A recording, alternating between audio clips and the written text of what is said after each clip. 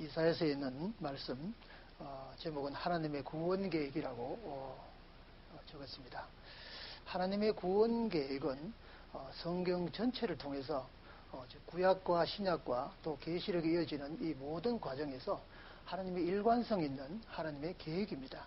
그런데 그 중에서 오늘 우리가 읽은 본문을 통해서 하나님의 그 구원 계획의 가장 핵심적인, 그리고 하나님의 구원 계획에 이르는 그 순서적인 부분을 몇 가지 말씀 속에서 찾아보고자 하겠습니다. 우선 오늘 본문 말씀을 읽은 것은 히스기야의 왕이 나오는데, 히스기야는 유다의 왕이죠. 이스라엘은 첫 번째 왕은 하나님께서 사울을 세웠습니다. 사울 이후로 다윗 왕이 쓰고, 그 다음에 솔로몬 왕을 세웠습니다. 솔로몬 왕의 후반전에서 솔로몬이 잘못함으로 인해 가지고 르호보암과 여로보암, 즉 북이스라엘 여로보암과 남유다의 르호보암 왕이 시작이 됩니다.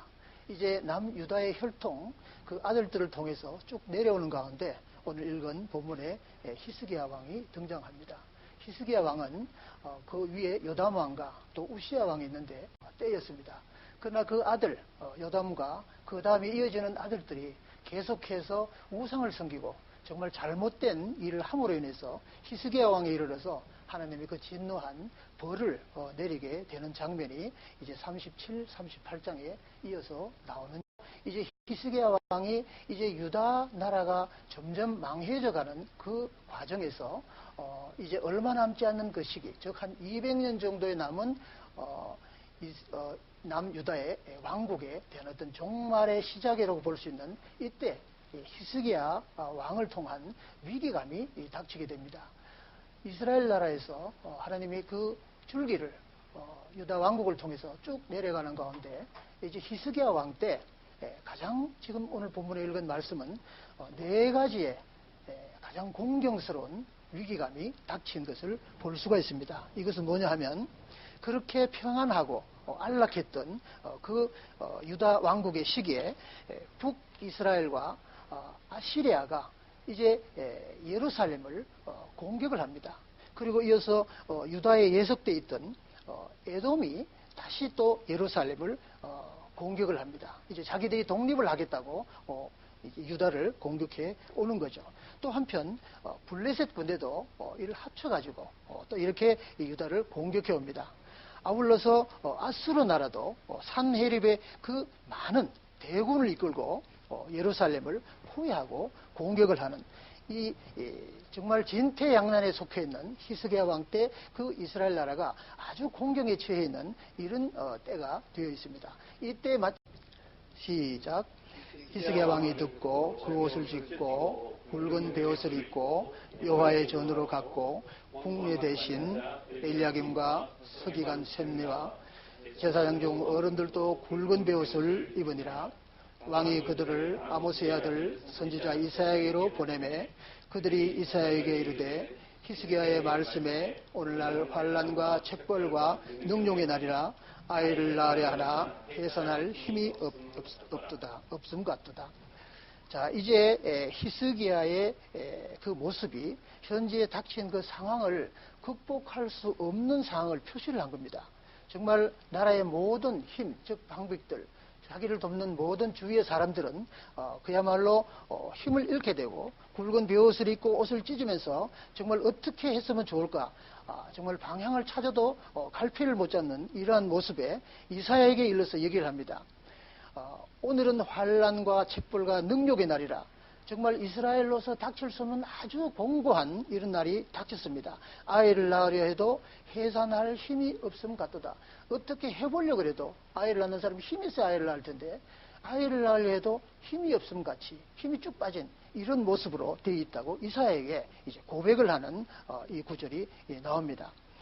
지금 이스라엘의 상황은 온 나라가 이런 아수르의 또 주변엔 에돔이라든가 또 이스라엘 향해서 공격해오는 주변의 모든 나라들이 이제 히스기야를 향해서 쳐들어오기 때문에 이 상황은 어떻게 보면 이스라엘의 전체가 태풍 앞에 있는 등불과 같은 이런 모습이 되어 있습니다.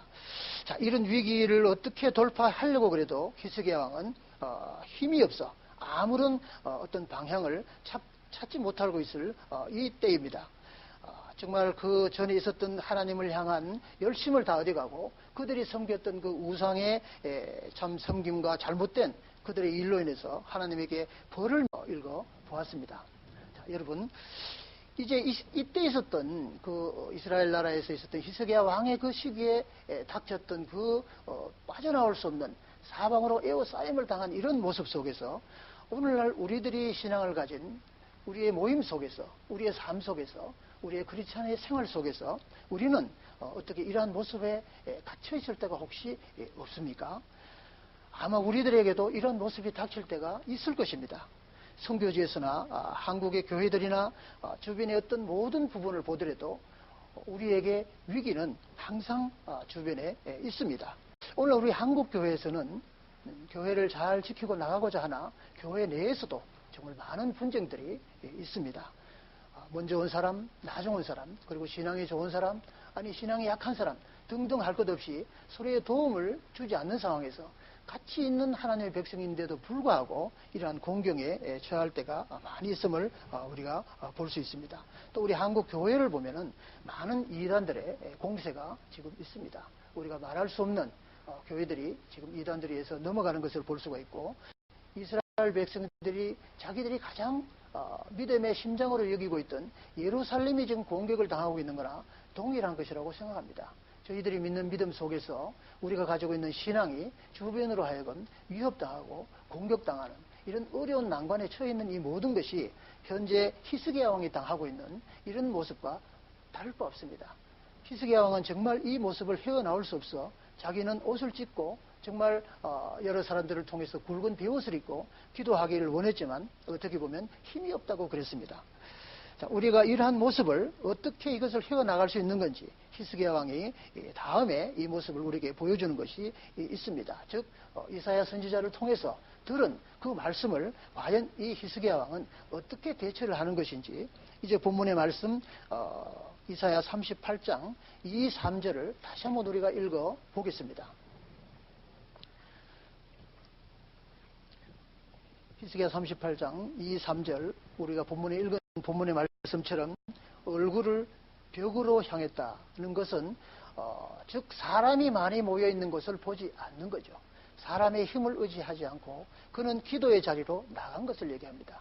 이 상황을 이길 수 있는 길은 내 머리로서 해결되는 것이 아니고 이 상황을 벗어나게 하기 위한 것은 오직 이사야의 말처럼 우리가 하나님의 고하는 일밖에 없겠다. 이런 뜻에서 그는 벽을 향했습니다. 아무것도 생각하지 않고 그 마음은 전심을 향해서 또 진실로 하나님 앞에 자기의 입장을 고하는 일, 그리고 자기의 마음을 찢는 마음으로 심히 통곡했다 그랬습니다. 자, 이제 여기에 나온 히스기야가 바로 하나님 앞에 나가서 통곡을 하고 그가 기도한 내용은 즉 하나님 앞이라는 얘기죠. 이제 히스기야는 하나님 앞으로 나아간 것입니다. 이것은 우리가 요즘에 있는 흔히 신앙생활 속에서도 언제나 위기가 닥치고 어떤 어려움이 있을 때 우리가 하나님 앞으로 나아갈 수 있는 길을 찾아야 될 것입니다. 이것은 신약에서 늘 말씀하신 것은 코람데오라는 말이 있습니다. 코람데오라는 말은 하나님 앞에서입니다.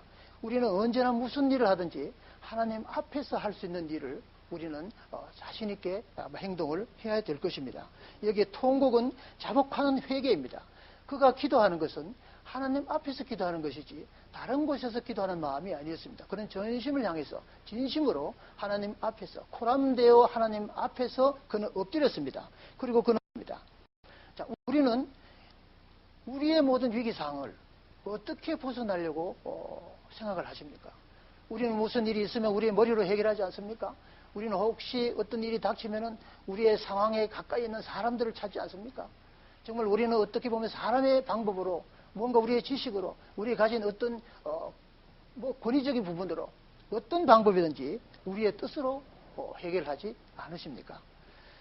오늘 히스기야가 하나님께 찾은 그러한 방법처럼 우리는 정말 하나님을 향해서 내 마음을 열어서 정말 코람데오 앞에서 우리의 마음을 정말 찢는 마음으로 하나님 앞에 나아가서 정말 우리가 하나님 앞에 구할 수 있는 그런 모습이 되어야 되지 않겠나 싶습니다. 하나님을 향한 우리의 기도가 이러한 그 히스기야 기도처럼 얼마나 눈물을 흘리는 기도를 했던가요?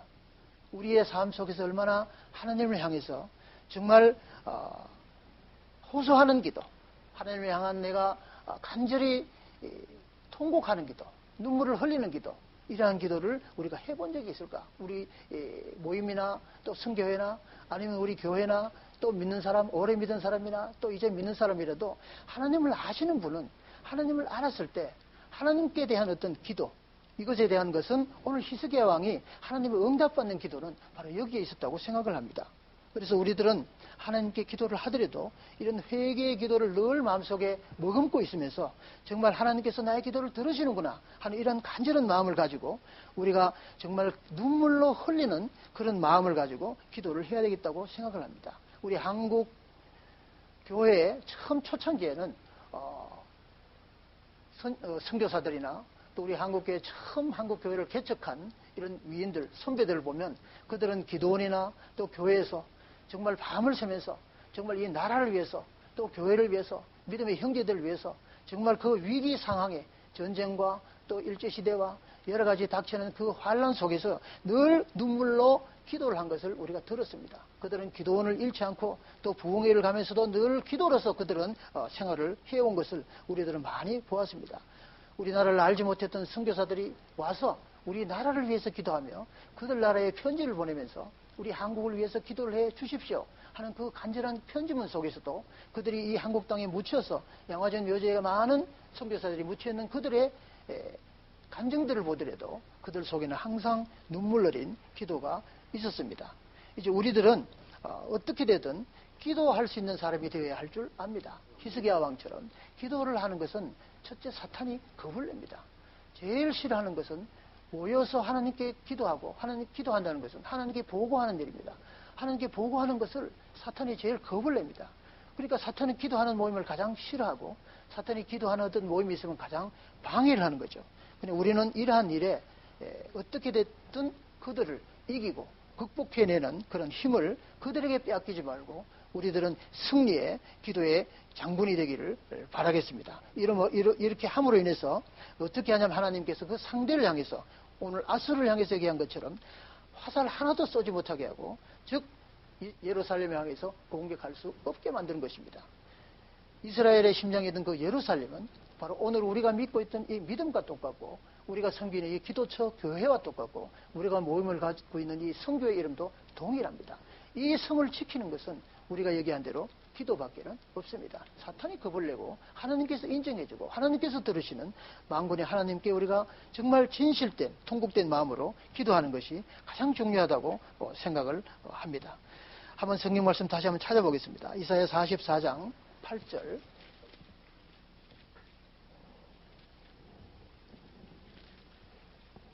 이사야 44장 8절 한번 다 같이 읽어보겠습니다. 너희는 두려워 알며 겁내지 말라. 내가 예로부터 너희에게 들리지 아니하였느냐? 고하지 아니하였느냐? 너희는 나의 증인이라. 나 외에 신이 있겠느냐? 과연 반석이 없나니 다른 신이 있음을 알지 못하니라. 하나님께서 가장 좋아하는 것은 정말 하나님을 알아주는 것입니다. 우리가 하나님을 알아가게 하기 위해서 지금 기도하면서 배우고 또 공부도 하고 성경 공부도 하나님을 알아가기 위한 공부입니다. 그래서 하나님은 하나님을 알아가는 그 사람들에게 굉장히 관심이 많고 하나님께서는 내가 하나님이다 하는 것을 알았을 때 가장 하나님이 기뻐하시는 거죠. 오늘 있는 말씀처럼 우리에게 늘 얘기는 두려워하지 마라. 겁내지 마라. 이 세상 살아가면서 무슨 일이 닥쳐도 내 하나님이 있지 않느냐는 하나님의 그 자신 있는 음성을 우리는 기도 속에서 늘 찾아야 할 것입니다. 바로 이러한 어떤 기도 속에서 찾은 성경의 위인들이 많이 있습니다. 다니엘은 사자굴 앞에서 그런 그 죽음 앞에서 바로 기도로서 이겨낸 것. 사드락과 메삭과 아벳느고는 어떡합니까? 이제 불구덩이를 앞에 놓고 불에 던짐을 받는 그 전 장면에서 기도해서 그는 불 가운데서도 타지 않고 살아나온 것. 무슨 힘입니까? 이것은 기도의 힘입니다. 에스더가 나라를 위해서 나라를 건지는 기도, 또한 한나의 기도, 요나의 기도, 바울의 기도, 우리는 많은 기도의 상황들을 볼 수 있습니다. 우리의 심정은 38년 된 움직일 수 없는 정말 자기 몸을 의지할 수 없는 사람이 예수님에 대해서 난 주님이 나를 고쳐줄 수 있을 것이라는 그런 간절한 마음, 이러한 마음으로 목숨과 바꿀 수 있는 마음으로 우리들은 그 기도 가운데 역사하시는 하나님은 옛날이나 지금 히스기야 왕의 기도의 때나 아니 우리가 오늘 살고 있는 초시간적 즉 시간에 초월해서 오늘날 우리에게도 반드시 일어나고 있다는 사실을 우리는 하나님의 벽을 어떻게 뚫을 것이냐, 하나님을 알지 못하는 저 천황을 섬기고 우상숭배를 섬기는 저 일본 나라를 도대체 어떻게 저들을 정말 믿게 할 것인가, 정말 우리들의 머리로서는 퀘스천마크입니다. 그러나 주님께서 우리에게 오늘 읽은 본문의 말씀, 두려워 말며 겁내지 말라, 이것은 하나님께서 우리에게 얘기해 준 얘기입니다. 우리는 항상 우리의 생각으로 우리의 한계 상황에서 기도를 할 때가 많이 있습니다. 그러나 우리는 하나님이 얘기한 것은 우리의 한계 상황을 이미 초월해 계십니다. 얼마든지 하실 수 있는 일입니다. 얼마든지 할 수 있는 기도 제목을 우리는 가지고 정말 하나님 옆에 하나님의 귀에 들릴 수 있도록 우리는 기도를 해야 할 줄 압니다. 이사야 49장 6절에 있는 말씀을 우리가 한 번 더 찾아보겠습니다. 오늘 이사야 49장 6절에 있는 말씀, 즉 하나님께서 이스라엘이라는 말은 상징적인 말인데 우리 믿음의 이 모임을 통칭해서 말씀하시는 것입니다. 이것은 하나님께서 내가 너로 이방의 빛을 삼겠다. 즉 우리들이 모여있는 이 모임의 기도로 하여금 저 이방이 어디입니까? 우리가 기도하는 그 목적지가 일본이지 않습니까? 일본을 향해서 빛을 우리로 하여금 삼아서 하나님의 구원을 베풀겠다. 어디까지? 땅끝까지 이르게 하겠다. 우리가 일본 어느 한 지역이 아닙니다. 일본 전체를 놓고 얘기하는 겁니다. 근데 일본의 전체에 우리는 항상 지도책을 놓고 손을 얹고 우리가 한번 기도해보는 시간도 가졌으면 합니다. 일본 전체는 우리 땅이야. 저 일본에 있는 믿지 않는 모든 우상숭배들, 저 모든 천황을 섬기는 저들, 즉 우리의 밥이야. 이렇게 기도의 제목을 놓고 그들 향해서 이사야가 고한 것처럼 기도하는 것이 되어야 될 줄 믿습니다. 자, 우리들은 오늘 이스라엘의 모습을 쳐다봤습니다. 히스기야 왕을 통해서 그 사방으로 에워싸인 그 상황을 우리는 바라봤습니다. 이러한 위기 상황을 어떻게 벗어나야 될까? 그 가운데 히스기야 왕이 이사야의 말을 듣고 정말 기도하는 마음으로 나갔습니다. 눈물의 기도, 또 회개의 자리의 기도로 나갔습니다. 그는 죽음 앞에서 바로 곧 죽어야 할 그 자리에 그는 부르짖는 회개 기도로 하나님께 응답의 상황으로 바꿨습니다. 이제 오늘 우리가 기도하는 저 무지한 일본을 향해서 선교에 기도하는 이 모든 기도의 제목에 우리는 여기에서 몇 가지를 한번 찾아보면서 우리의 기도 제목을 한번 걸어보겠습니다. 오늘날의 저 일본의 위기는 무엇인가요? 저 일본이 당하고 있는 위기는 없습니까? 일본이 당하고 있는 영적으로 굉장히 많다고 생각을 합니다.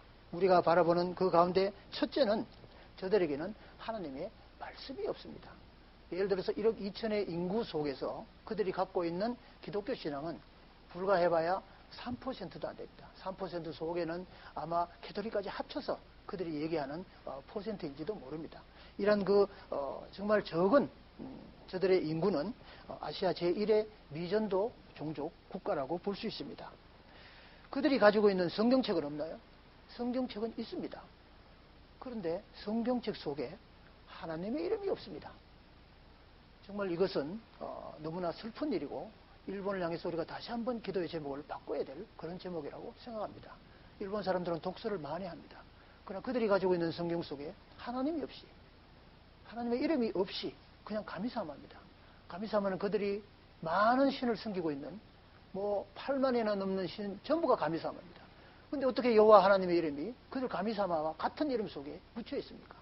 우리는 저들 속에 살아있는 하나님, 다윗이 들고 간 내 여호와의 이름을 들고 가서 승리한 그 이름, 그 이름을 일본 저 국민들에게 찾아줘야 된다고 생각합니다. 저들이 하나님의 이름을 없이 그냥 읽고 있는 저 성경 속에 저들로 하여금 하나님의 이름을 찾도록 우리는 기도를 해야 할 것입니다. 또 한 가지는 하루속히 일본의 방송국이 세워지는 일입니다.